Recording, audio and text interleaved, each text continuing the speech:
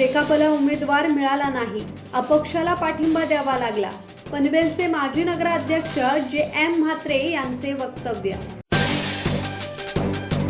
गव्हाण जिल्हा परिषद आणि पंचायत समिती निवडणुकीतील नवनिर्वाचित विजयी सदस्यांचा सत्कार साई देवस्थान वहाळ येथे पार पडला.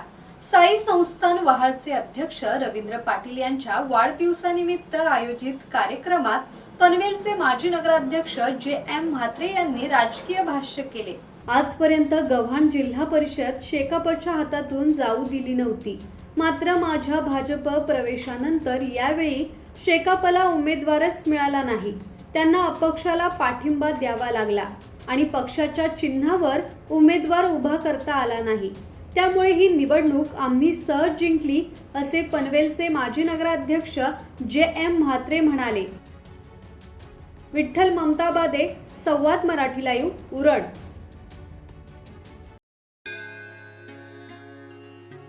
श्री गणपती संस्थान महड, तालुका खालापूर, जिल्हा रायगड.